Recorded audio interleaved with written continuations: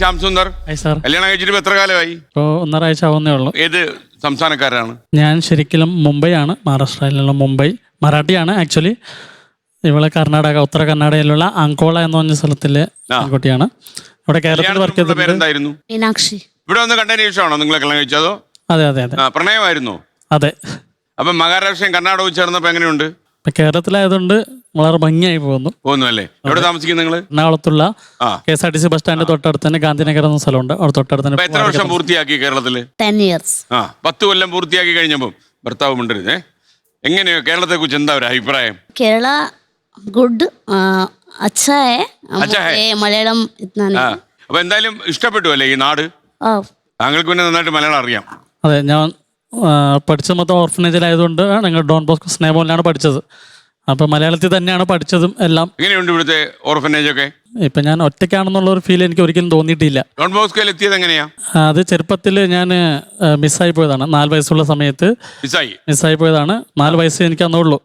അന്ന് പിന്നെ അതിനുശേഷം ഞാൻ കുറേ ട്രെയിനൊക്കെ തുടച്ചു, സീറ്റിനടിയിലൊക്കെ ഉറങ്ങി. അങ്ങനെ കേരളത്തിലൊന്ന് പെട്ടു. കേരളത്തിലൊന്ന് പെട്ട് എനിക്ക് ഒന്നും കിട്ടിയില്ലായിരുന്നു. ഫുഡ് കഴിക്കാനൊന്നും കിട്ടിയില്ല. സാധാരണ ട്രെയിനിങ് എന്തെങ്കിലുമൊക്കെ കിട്ടുമായിരുന്നു. ഇത് കേരളത്തിലൊന്ന് പെട്ട് കൊല്ലത്തായിരുന്നു ഞാൻ ആദ്യമായിട്ട് വന്നത്. കൊല്ലത്ത് ഇറങ്ങി വെള്ളം കുടിക്കാൻ വേണ്ടി ഇറങ്ങിയ സമയത്ത് ട്രെയിന് പോയി.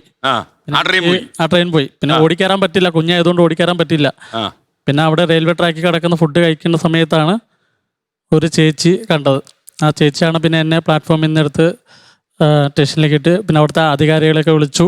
അവർ പിന്നെ എന്നെ ഒരു കൊല്ലത്തുള്ള ഒരു വൃദ്ധന്മാരുടെ സ്ഥാപനത്തിൽ കൊണ്ടാക്കി. അവിടെ കുറച്ച് നാളൊക്കെ ഓടിപ്പിടിച്ചൊക്കെ നടന്നു. അതിനുശേഷം അവിടെ പള്ളിയിൽ പ്രാർത്ഥിക്കാൻ വേണ്ട ഇടയ്ക്ക് അച്ഛൻ വരുമായിരുന്നു. പള്ളിയിൽ ആഴ്ചയിൽ ഒരിക്കലൊക്കെ വരുമായിരുന്നു.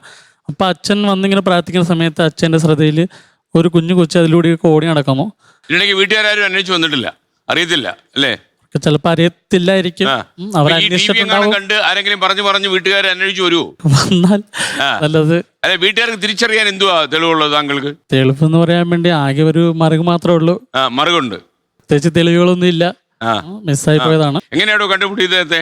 ഞാനൊരു ഫിഷ് കമ്പനിയിൽ വർക്ക് ചെയ്യായിരുന്നു. ഫിഷ് കമ്പനി मछली फिश कंपनी में मैं काम करती थी. उस टाइम में उसका फ्रेंड का साथ आता था. उस टाइम में देखा.